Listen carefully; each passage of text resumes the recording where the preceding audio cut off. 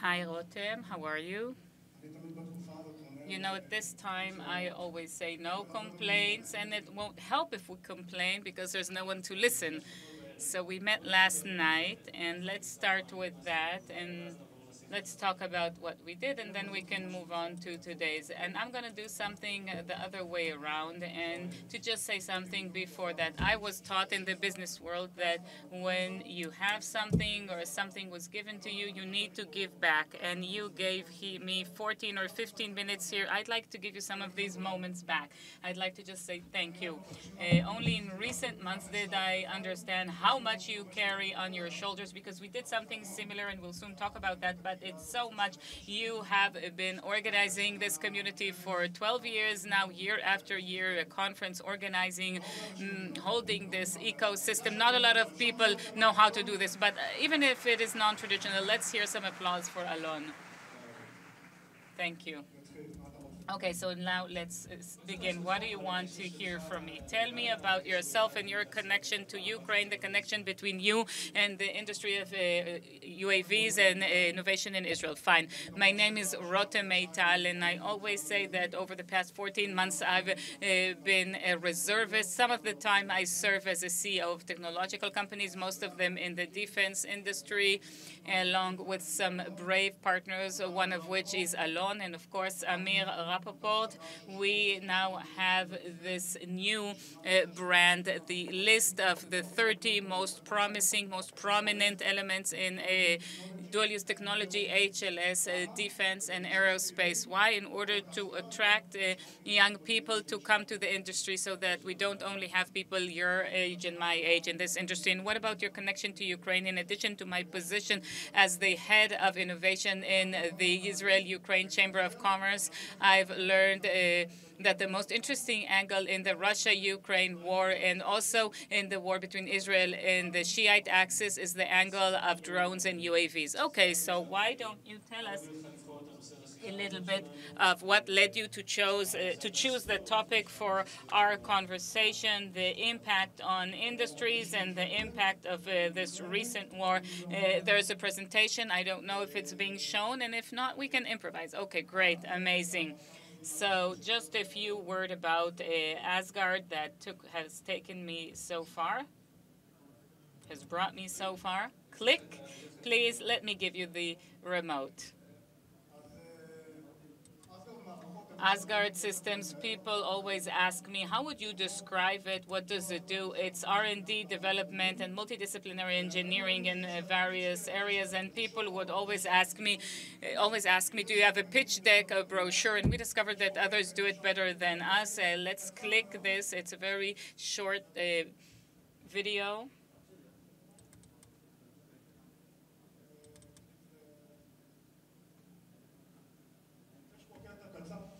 A very short video from a series that will be out on TV soon. It's called Northern Wind. If we could maybe press play from the control.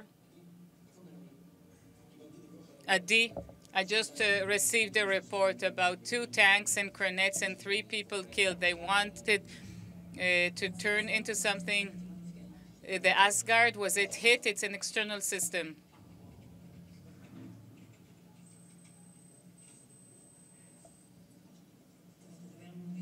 Okay, talk with the intel unit of the command. Make sure that they can see this, and I'll speak with the base.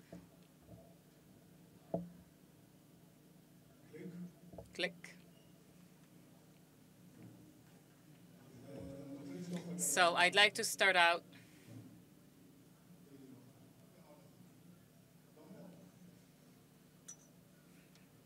Okay, I'd like to begin with the world of drones, and then we can talk about Ukraine. The world of drones, it's an industry that for 10 years now has been led by China. The Americans were the first pioneers for sure, but the Chinese understood the greatness of this thing from an industrial perspective. Today, when you buy a Chinese car, It usually has an electric engine. If you want it fuel operated, you need to buy from countries that developed internal combustion engines after World War II: Japan, South Korea, US, Germany, Britain, and France.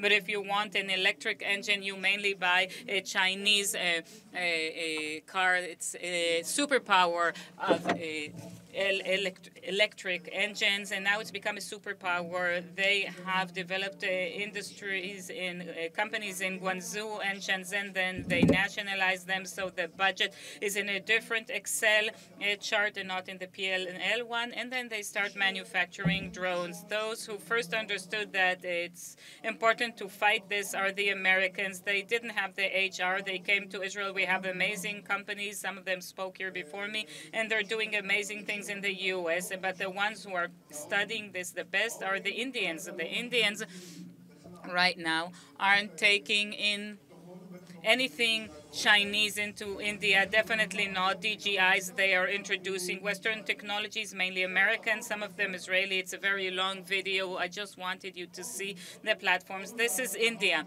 India is the next market. Maybe we can hold a conference in India. Maybe we'll hold a UVID conference in India.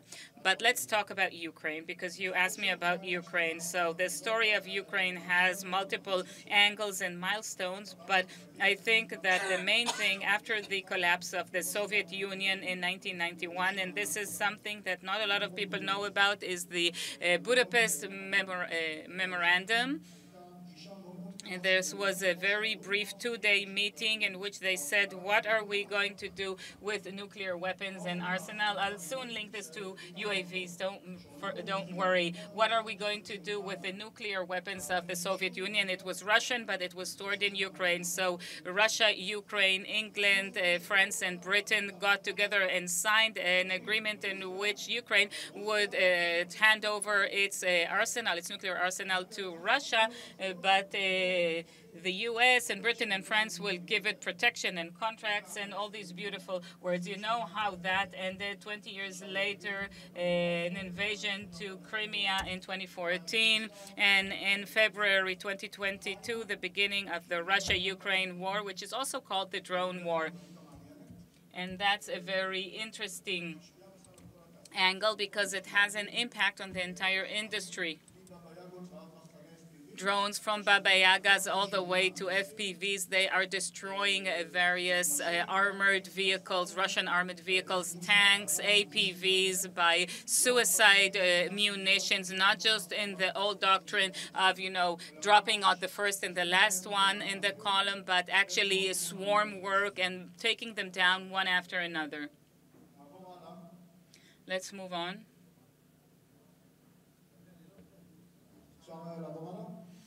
Can we move to the next slide?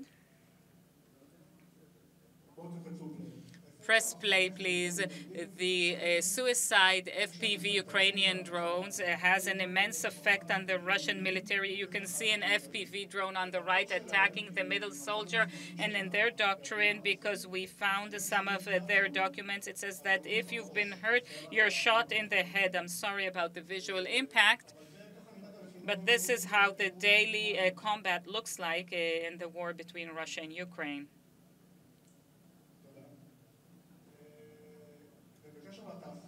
Now, regarding the industry, another interesting angle, that's what we took from the Budapest Memorandum. In the memorandum and the war that broke out in February 2022, Ukraine understood that it needs to change its security concept. And its security concept is a very short document. It says something very, very accurate. It says, let's provide asymmetrical responses to asymmetrical warfare. What is asymmetrical warfare? They don't have air supremacy. The Russians have it. It reminds us maybe of other conflicts in the world. If a Russian T-72 tank costs $5 million, why don't we respond with anti-tank missiles that cost $5,000 and as a cheap response? And it's internally asymmetrical because if we don't have artillery shells in Ukraine, and these cost between $3,000 to $4,000 in the free market, you can do FPV drones for $300 or $400. And this is the asymmetrical response. And like many other countries, they connect the economy and the economic economic resilience to what's happening. And this is very much connected to the message we heard from Tamir this morning. And this lovely student, you can see with the dozens of drones behind her.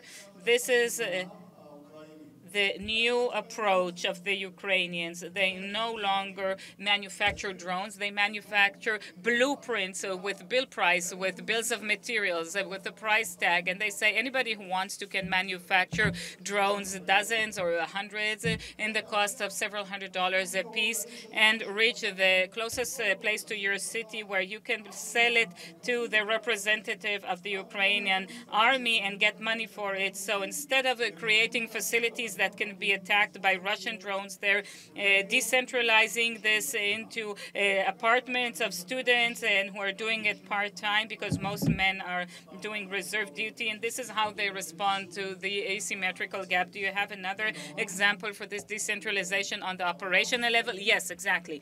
Bingo. Very similar to us, to all of the ready response squads that started to spruce up after Swords of Iron. They have these municipal combatants or municipal teams. They have a lot of municipal teams who operate the drones, and the ability to manufacture drones in 3D printers. We in Asgard, we learned that from them, and I urge you all to learn from them how to reduce prices and to provide disposable, airborne, accessible, cheap munitions manufactured by students and people who are doing this part-time without supervision, without taxation, without duties, in order to contribute to the very short time window of a war effort. And then the unleashing is with the defense teams and combat teams, but also industrial teams in that decentralized operational world. The decentralized operational world means mainly to train ready response units, first response units. This is Kibbutz Dorot and us, but it's the Ukrainian model, municipal defense teams of the villages at the front, the ready response unit, both voluntary and official. All of them are arming themselves with K9s and drones and weapons and providing a response. Wonderful. So why don't you take us to the connection to the local Israeli industry? And let's finish with the following question. How do you connect between the lessons from Russia, Ukraine to what's happening here? You mean from the perspective of the industry? No, from the perspective of the Israeli drone field. It's going to be a brave statement, what I'm saying, but it's documented, so why do I care? I think that we can learn a lot from what's been happening over the past 2.5 years in Ukraine. First of all, wars are long. I hate to say it. And the resilience is the resilience of the economy, the home front, and the industry. Number 3, you need to provide more to unleash and provide more freedoms. If we're talking about deregulation, taxes, taxation, export, marketing, we need to allow the industry to release its safety guards and let it run along for the drone and UAV industry to Israel to just progress freely, to unleash for a limited time frame. That's during the war, similar to what's happening in Ukraine. Let people work. Let's reduce costs. Let revive the economy. Please allow the reservists coming back from the front and who were fired from their jobs enter the dual use and defense and homeland security and aerospace, UAV and drone industries, and to bring what they learned in combat and to manufacture accessible, disposable products in quantities. So with that bold comment, we will conclude and we will meet after the lunch.